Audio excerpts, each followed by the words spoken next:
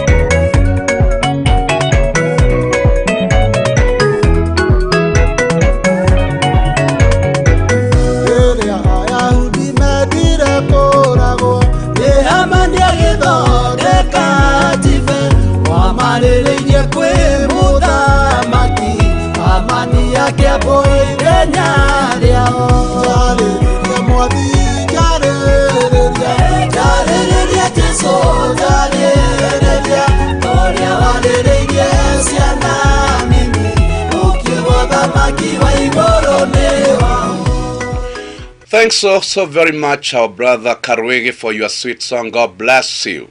Yes, I just want to give us a short review of what happened yesterday. And then from there, we'll be able to link with what we're about to release to us today.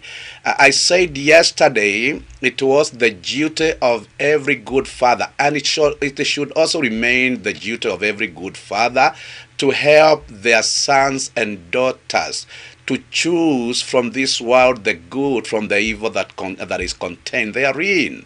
And as we choose the good that is in the world, we must also guard or protect the same. And number 3, I said it is not just enough to choose to protect, but it is also important to grow that which you have chosen. And I said there are a lot of challenges as you continue growing or developing that which you have chosen. And I said it will take such a long time to put into practice the good morals, the good values, the good discipline that you have chosen, or the Father has helped the Son to choose from the world. And so any one of us should not take it for granted that things will just happen because they have chosen or because they have protected what they have chosen.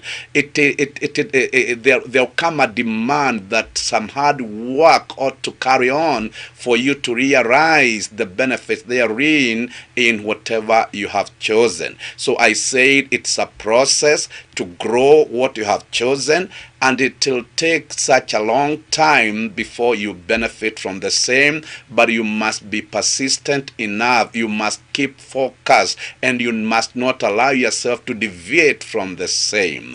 So anything that must bring forth some desirable result, it is something that has taken time to grow and to mature. So there is no shortcut about life. You know, a majority of our young people don't understand that life is hard enough. There is no shortcut in life, and if you want shortcut, they may end up becoming long cut, and it will cost you so much. So we must allow our young people to understand that life has no shortcut. Any process that must yield some good fruits, there must come a full process, not some halfway process, not some half-baked process, but a full-grown process. So that process is very vital. It's very important, and our boys and our girls should be encouraged to follow to the letter. Now, from there, we also discovered that for us to develop strong readers, we must bring the truth to these young ones. We must allow them to understand that God has no choice in preparing a true leader other than exposing them to challenges, trials of life, temptations, hardship, troubles of this life, and the storms that come along. So God has no other choice. He has no other choice to prepare a reader. He has to make sure that you go through hardship. He must make sure that you go through challenges. He must make sure that you go through pains, trials of life, and the testing of your faith. Such will come your way whether you like it or not. And we must be ready to tell our boys and our girls the truth, because anytime we cover that truth, the trouble that will come with time will not be able to handle. So every son must be told of their father that there is no shortcut in life. Number 2, for you to become a strong reader and a reliable leader, you must understand that pain will come your way, challenges will come your way, troubles will come your way, the testings of life will come your way, the pains that are developed from nowhere will crop up on a daily basis. Such things will come. And I'm saying, why is it that it is important for such to come? Because such are the only thing that hardens the heart of a leader. So if you cannot contain yourself in some troubled moment, your strength is very little. If you cannot contain yourself when there are trials, your strength is very little. If you cannot handle yourself when you find yourself in a crisis, your strength is very little. And you need to discover this truth, that for you to become a true leader, you must be ready for problems. For you to become a true leader, you must be ready for criticism. For you to become a true leader, you must be ready for difficult times that come along the life. For you to become a strong leader, you must be ready for many troubles. Such, when they come in your life, they help you first and foremost to create in yourself a big heart. Number 2, they help to create in yourself some courage. Number 3, they help to create in yourself some strength to resist. And if you don't know that, you'll be a very weak leader, and a leader who cannot hold in hard times, a leader who cannot hold when things are breaking apart. So I repeat myself, it is also important to God that you go through such for you to become a courageous leader and a leader who is full of strength. Yes, such is prepared through such. Or such is prepared through the process that I have just mentioned. So after that, the father would tell their son, It is not just enough to develop a big heart. It is not just enough to develop some strength. It is also needful for you to understand that for you to learn, a life of a good leader, you must also understand the stages of growth. Now, the stages of growth carries with them various emotions and feelings. So as you grow, you'll understand that there is no leader who does not get angry. So a father would tell their sons and also their daughters that as you grow in various stages of life, now your emotions and feelings will continue changing. And as they change, some of the things that you see around is anger. Sometimes you get angry, sometimes you get bitter, and sometimes you feel like hating everybody. It is normal to feel all such. But what do you do when you find yourself in such situations? Now a father would introduce their sons and daughters and tell them, when you find yourself angry, learn to communicate your emotions in a constructive way. Yes, there is no good reason as to why you should allow your anger to mess up with you. There is no good reason as to why your bitterness should lead you and should lead you into evil activities. Now, when you get angry, a father would tell their sons and their daughters, learn to communicate your emotions in a constructive way. And how does that one happen? When you feel that you are so much in anger, now there must be something that's triggered that anger.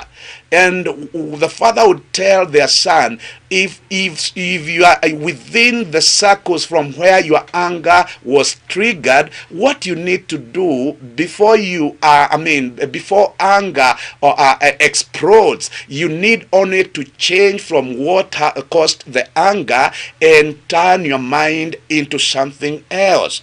Like maybe a father would suggest to his son, you have gotten angry with your brother. Instead of you fighting your brother, why don't you run away and go, start something new, or go play some game somewhere? Now, another thing, maybe your mother has stirred up your anger, and you are feeling so bitter with your mother. Instead of speaking,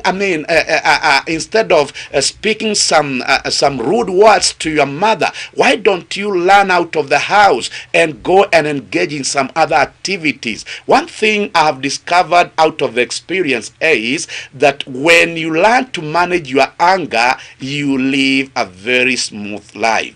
When you master your bitterness and your hatred, nobody will cause you trouble, neither will you cause yourself trouble. So a father would tell their son, you are entitled to that anger, yes. You are also entitled to that bitterness, yes, because it is within you. And you are also entitled to that hatred because it is cropping from within you. But there are repercussions that comes with such. And for you to run away, or for you to be spared from the repercussion, you only need to change whatever you are doing and do something new. If you want that anger to cool by itself, go do something different. If you want that bitterness to cool by itself, go do something different. If you want that hatred to cool by itself, go do something different. That is the way a father used to train or to train their sons and daughters on how to handle their feelings and emotions. Today we have a very funny society and a very funny generation that when their anger is triggered, they follow after the anger to fulfill what they feel led of the anger to do. Let me tell you, anger resides in the hearts of the fools. That is what the Bible says in the book of Ecclesiastes, that anger resides in the hearts of the fools. So anytime you allow yourself to be controlled of anger, a father would tell their son and daughter, you become a fool. No angers pay back good thing, but anger pays back some pain. Now, when you allow anger to work for you, you'll never escape pain in this life. You'll never escape dreams in this life. And so a father would tell their son and daughters, if you want to lead a cool life and a peaceful life, yes, when anger strikes, please change from what caused that anger to come and do something different. If you feel like you are so bitter, like you can kill somebody, please run away from the very situation that caused that bitterness and do something different. If you feel like you are hating everybody, please quit what caused that hatred and do something different. That is the kind of communication that the father would teach their sons and daughters to understand. To remember, communication has levels, and this is one of the levels of communication, how to channel your emotions and feelings in a very constructive way. And so I know you are following, and I know you are learning something new. Be reminded, it's only in Matalo TV where you learn without paying school fees. It is only in Matalo TV where you are encouraged and you are given a helping hand to help you rise from your own failures. It is only in Matalo TV where you are given some information that enlightens not only your mind but also your future. And so before I get started on something new, allow me to switch to the other side of the studio and bring us another number.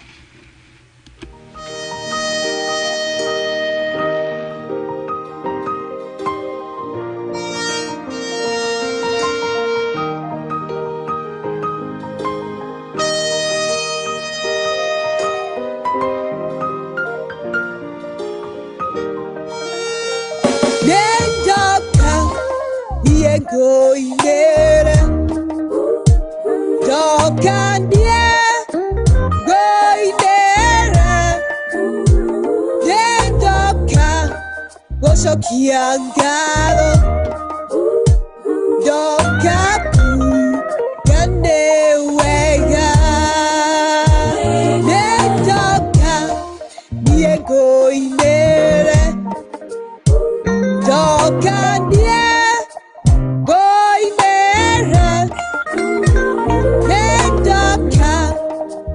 Kiangado Dokapu Gande Wega Doka Yengwa Pararia Doka. Thank you so very much, Sister Anne, for your sweet song. God bless you. Now, I want to bring us to another stage. Be reminded, for those of us that are joining us right now, we are in the 6 levels of leadership. Remember, I started by saying leadership has levels, and we must break down these levels for all of us to be able to follow. And what are these levels? Because there are people who are joining us right now. Number 1 is individual leadership. Number 2, the leading of the wife. Number 3, the leading of the children. Number 4, social leadership. Religious leadership, number 5. And number 6, resource management or resource leadership. Now, we are now through with the individual leadership. And we have already discovered many things, and we have ended up by saying it was and it should be the duty of the father to teach their sons and daughters how to communicate their feelings and emotions in a very constructive way. Now we come to the leading of the wife. Now it is the duty, and it was the duty also of a good father, to introduce their sons into into a man-woman relationship. And he would start by telling their sons, my son, you should grow to understand that as a man, there will come a time when it will be needed for you to marry. So that kind of an awareness was created in the mind of the son by the father. He would create an awareness in the son that, my son, as much as I love you so very much, as much as you are under my care this time round, as much as you are tender and you need some guidance, you need also to understand that there will come a time in the stages of your life whereby you demand to marry, or whereby it will be required of you to marry. Now, and the son would get so excited, hearing from the father that it is important for them to marry.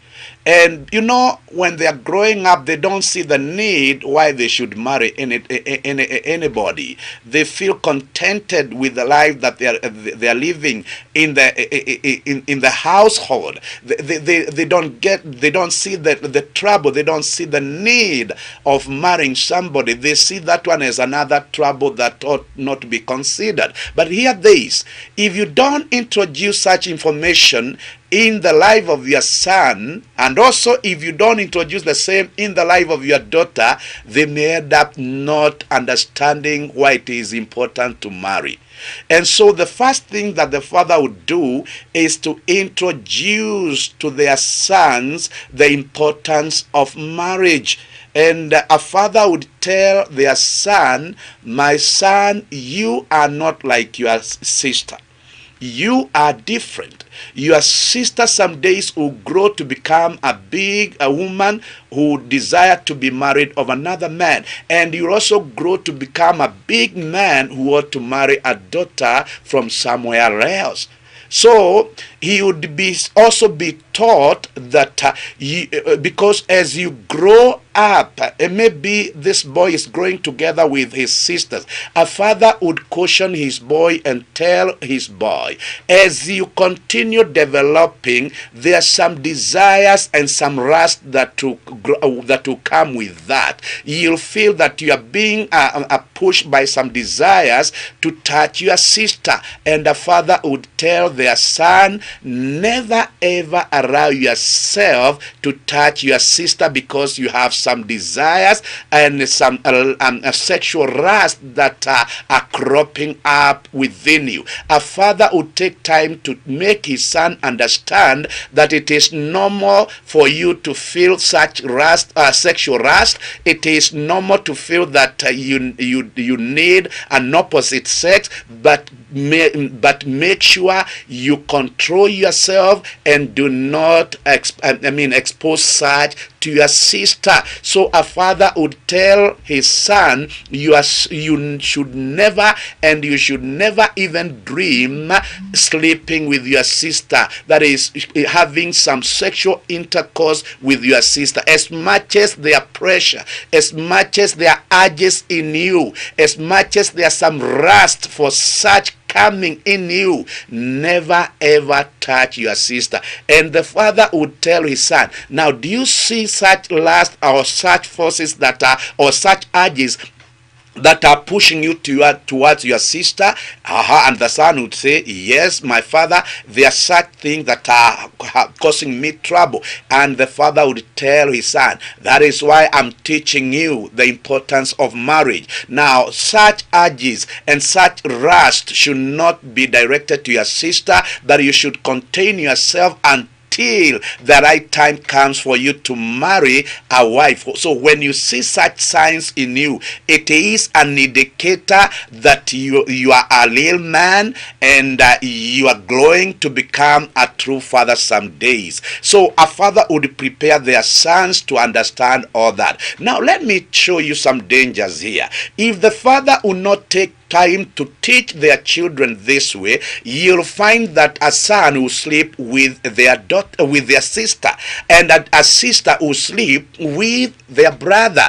So it is important, if we must keep this evil away from our families, we must not shy off from telling our daughters and our sons the truth. Because if the son is suffering from sexual lust, the daughter is also suffering from the sexual lust. It is not on one-sided. It involves both parties. So as you see the son get troubled of those urges, the daughter is also getting troubled of those urges. And that's why a father would come in and bring, some balance between the two. Yes, as somebody would say, my son was brought up, was brought up all alone, and there was no daughter around. Let me tell you, that one cannot hold any water. As much as he was brought up alone, he needs this information like yesterday. He needs to be educated to understand what I'm talking about today. Because if you keep quiet on such, he'll go practicing it with every other neighbor's daughter, every other neighbor's girl. He'll go practicing such things with them.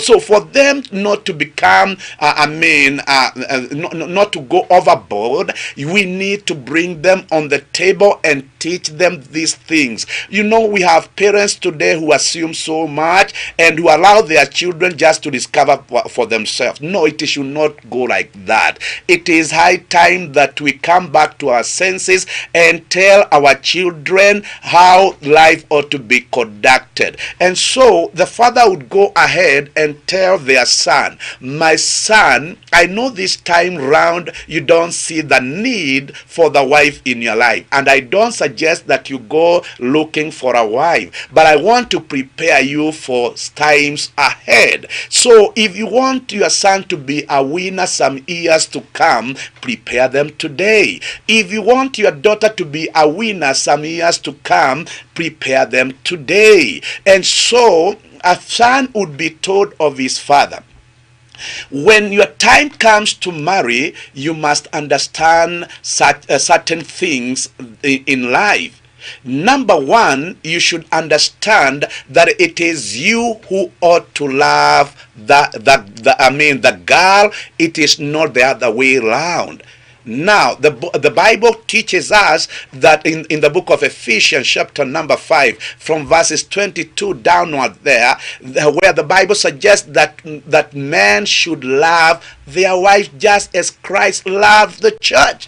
Now, it is not the other way. So the father would tell his son, it is you to love the girl that you are proposing into marriage. It is not the other way. And so the son would grow knowing it is not the girl who come after me, it is me who go after the girl.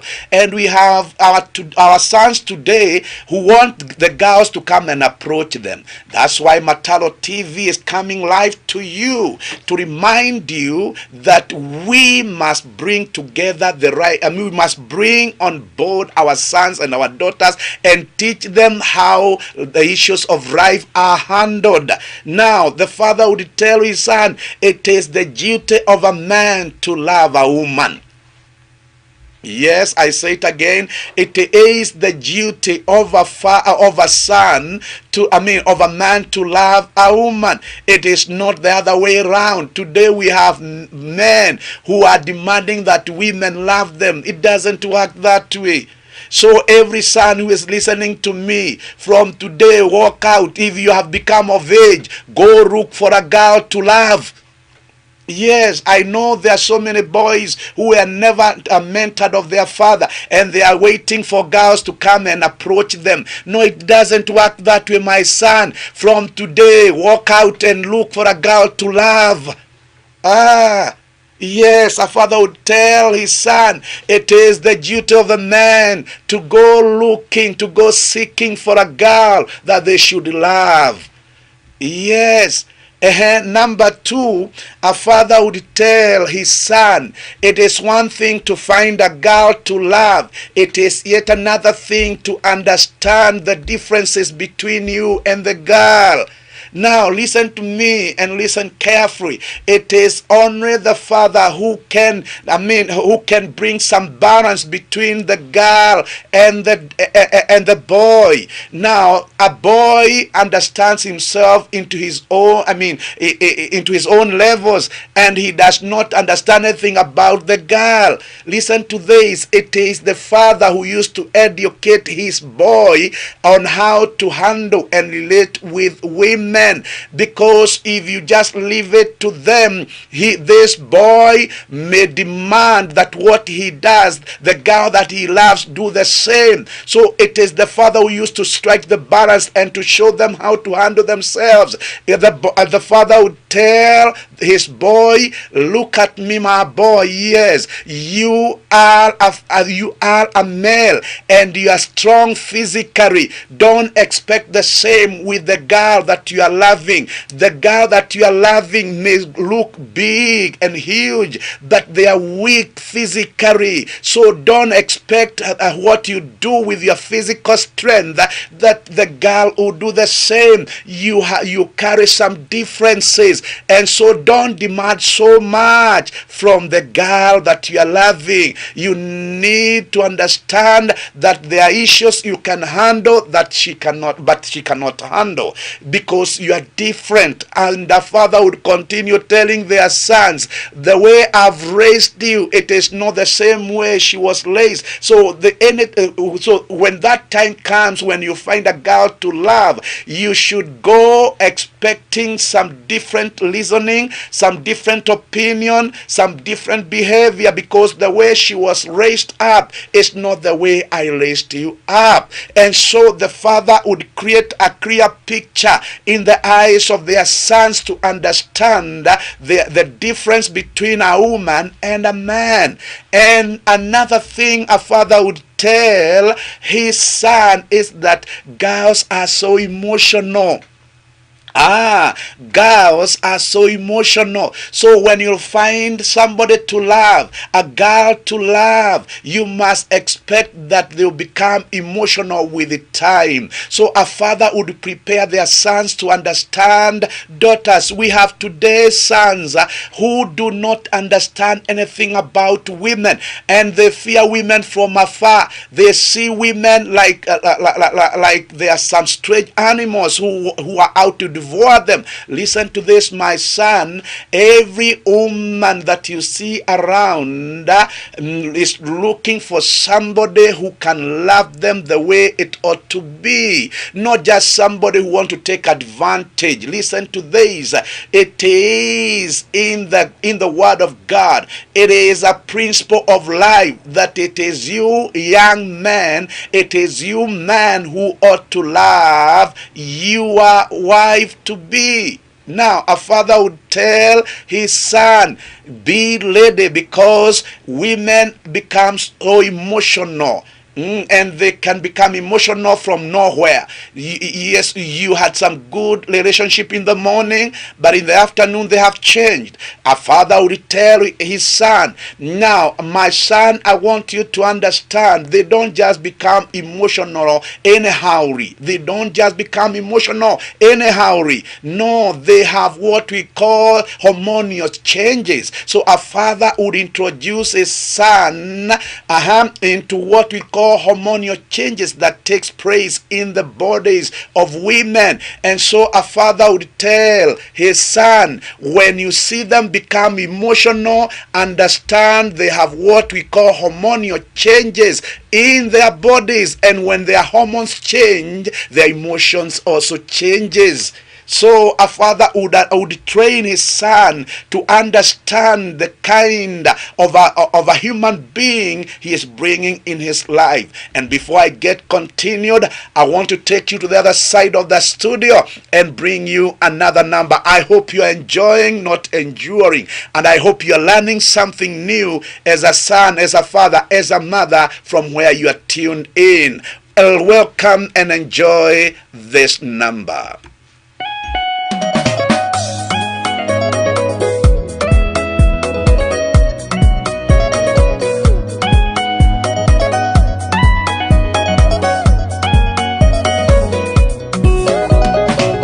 Can I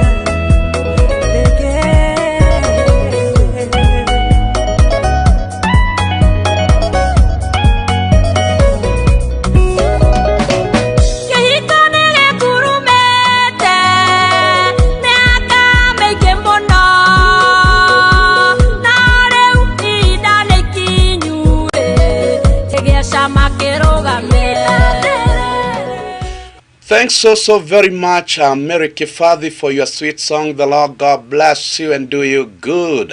Now, I hope somebody's getting educated in this. You know, there has been a lot of assumption that my son has grown, he has become of age, he'll know how to handle himself. No, he need to be educated. Yes, my daughter has grown, she has become of age, she'll know how to handle herself. No, it doesn't work. There is no miracle in this. Somebody must be taken through this process. Somebody must be informed. Somebody must be exposed to this kind of an information. Now listen to this. Never ever assume that things just work by themselves. No, there are people who make things happen, and some of these people that make things happen are good fathers and good mothers. They are the people who cause things to happen. Nothing just happen, but people must cause things to happen. Now, a son would be told of his father, now that I've educated you to understand that you have many differences more than similarities, I need also to introduce you to another level of a relationship. So a father would tell his son, as you engage a girl, you'll be tempted. The first thing that comes your way is not true love. The first thing that comes your way is infatuation. And infatuation will never be real. Infatuation and lust go hand in hand. Sometimes you cannot tell whether you love somebody until your love is tested. You can never tell whether you love somebody, I want to repeat myself, until your love is tested. So the first thing that comes your way is not true love. A father would tell his son, as much as you're telling me you love that daughter and you feel like you can die if you not marry them, the father would tell them, please give this love enough time. Because what comes first, or what the first appearance, is not true love. The first appearance is infatuation or lust. Now, when you are so controlled of infatuations, you don't see things in black and white. You only see black things. And that's why they say love is so bright. Yes, if you didn't know from today that love is so bright. So the first thing that crops up when you engage a girl, my son, is brightness. You'll be so bright to make even decisions. You'll be so bright to see a weakness in that girl. And she'll also be so bright to see your weakness. She'll also be so bright to see your bad behaviors. So love is bright.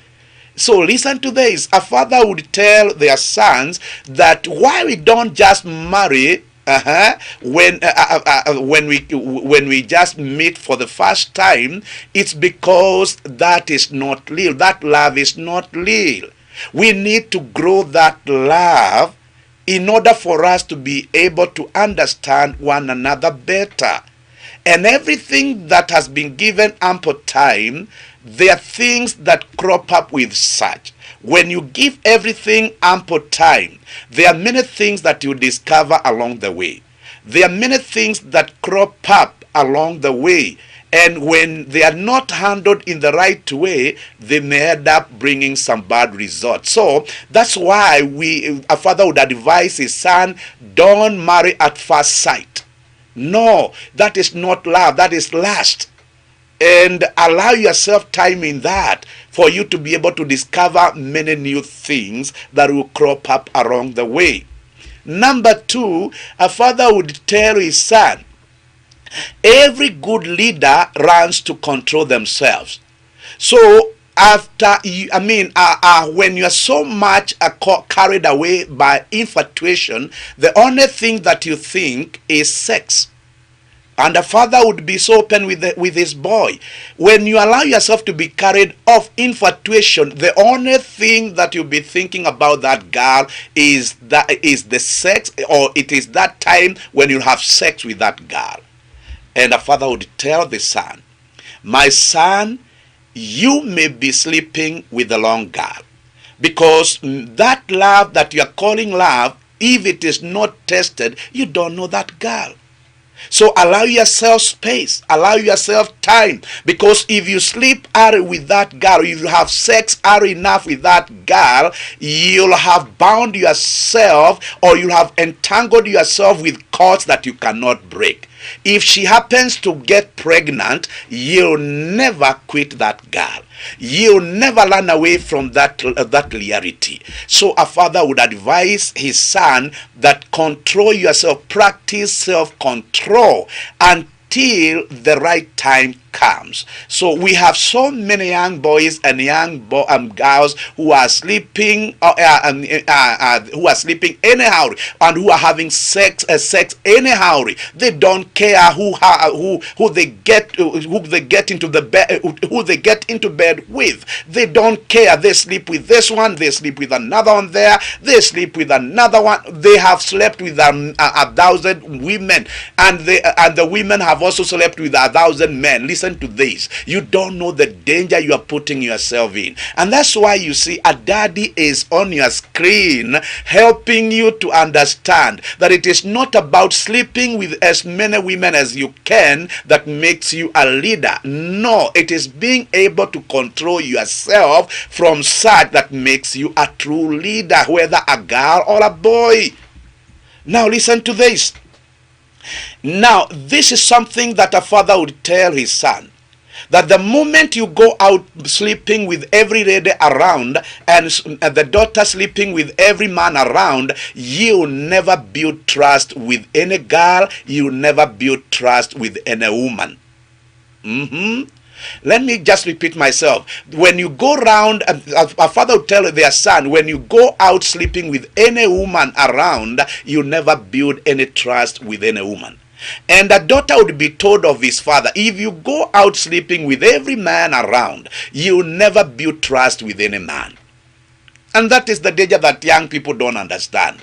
Sleep with as many women as you can, and I'm telling you, when you get to marry, you never trust any woman. Sleep with as many men as you can, but when you get to marry, you never trust any man. That is the danger that you put yourself in, because you'll be considering so many things. I slept with that one, he lied to me this. I slept with another one, he promised me heaven and he took me to hell. Let me tell you, you may not know the danger you are putting yourself into until that day when you say, I do. That is the truth of the matter. So the father would tell their sons, my son, practice what we call self-control. And my daughter, practice what we call self-control. Because love is not that first sight. No. Love is a process, and it must be grown. So with this kind of an information, a son would be prepared to understand many things. Now let's move from there. A father would tell their son, it is not just enough. It is not just enough to understand that. It is also enough, and it is also important for you to understand that before you get to marry anybody, you need to dig to understand their history. Yes, I know many people don't consider that. But I'm a father, and I know the dangers that carry with every relationship that we have no good history about. Now listen to this. A father would tell his son, it is one thing now that you have gotten a girl to marry. You have loved a girl from somewhere, and you are so excited about that. So a father would tell his son, when you find a girl to love and to marry, never allow yourself to bring it to conclusion. Please bring back the information to me. And having said this, I also urge fathers who are listening to me to build some good relationship with their sons, such that they'll be able to share whatever information they have with us. Now listen to this. A father would tell his son, now that you have gotten a girl to love and you're intending to marry them sometime to come, please bring back the information to me. Why was it important, and why is it important for the information to be brought back to the father? It is because the father has what it takes to investigate and to dig to understand the family from where this girl is coming from. Yes, what you don't know as a son, the father knows. So the father will trace to understand their history. Now, why was it important, and why is it important that we trace down the history? It is because there are families who are under curses. There are families who are under incurable diseases. If it is cancer, it has eaten in generations of such families. If it is insanity, it has carried for generations. What do you what do you think of it when you get into such a family? Let me tell you, it does not matter where you were born. If you marry from that family, there are chances that insanity will carry into your bloodstream. There are chances that that curse will eat you up. There are chances that many things that are happening in that family will follow after you.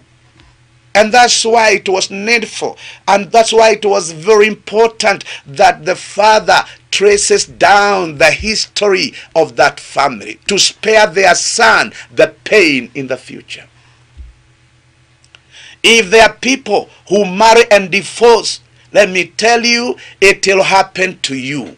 Because it is in their bloodstream. It is in their generations. So you cannot escape. That's why a father needed some good details about the family from where the son wants to marry. And so a son would be warned ahead of time. And a father would tell the son, through some examples, do you see that kind of a family, that the family of so and so? Yes, it is so happened like this and like that. So a son will be cautious when they go out looking for a girl to marry. But today, I know many things are changing and times are changing, and it is like we don't care. Let me tell you, you may not care this time, but you look for sympathy sometimes to come and you'll find none. Yes, me, I've seen it. I'm talking out of experience. So it is not something new. It is something that I know. It is something that I've witnessed. So I'm not trying to speak some myth here. I'm not trying to create some information here. It is the reality that is on the ground. So a son would be told of his father, my son, now that you have gotten a lady to marry, that one that you love, now give me space also to do my own investigation. I'll inquire, I'll trace down the history of that family. Why was it so important for a father to trace down the history of that family where the girl is coming from? Because the father was so careful of a generation that his son would raise. The father was so careful of a generation that his son would raise. So these are very important informations that you need to carry with you. Yes, I know there are people who are saying, I know Jesus paid it all. Yes, I know that. But it is beyond what you say.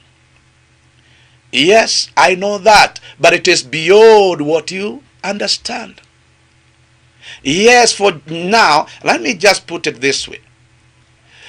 If you don't work out your salvation with fear and trembling, will it result into anything?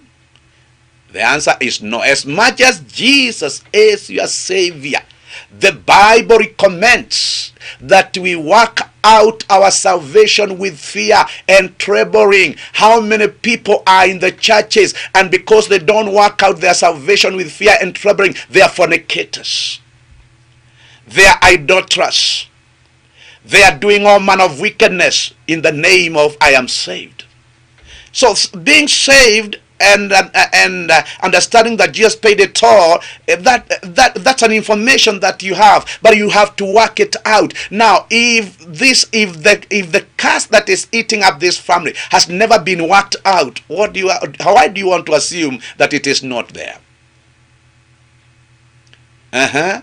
Where if insanity is eating up that generation, that family lineage, how do you want to assume that insanity is not there? So there are things that we need to deal with some open minds. Let's not just believe for the sake of believing. Let's have an open mind, a mind that can listen, a mind that can make some good calculation. Calculate for what you want to do. Conduct some thorough investigation before you indulge. So it is important that we understand all this, because if we don't understand all this, we stand as a very slippery ground, and sometimes we'll fall. So it was important for the father to introduce his son into such knowledge. But today, we have a generation of boys and girls, and not only girls and boys. We have a generations of fathers and mothers who care less.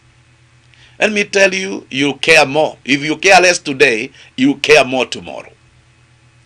That's why Mathenge TV is coming to us, to teach us not to forsake those good foundations, to teach us not to forsake the right information that ought to be gathered to us. Yes, we should not rush into any process. We should not rush into anything, but we should handle ourselves with care and tread slowly, because the world is very slippery. Yes, I don't want to overfeed you. I want to take you step by step until I get you there. And I believe as you work out this information, you'll discover that we are so much in a mess, more than we are thinking. We are so much messed up, more than we are thinking. And so it's my humble prayer to all of us that as you connect with this information, share it with as many as possible. Let us educate our boys and our girls. Let us educate our society. Let us educate our churches. Let us educate our communities. Let them understand the process. Because if they fail to understand the process, we end up becoming failures. And this is not just another failure, a generation of failure. And I pray and trust that God will help us and will help many to come out of this generation of failure that we are in. God bless you. God do you good. We'll continue with this topic. It's only an introduction that I am coming back, and I'll take you systematically until we get there. God bless you again as we invite another song from the other side of the studio.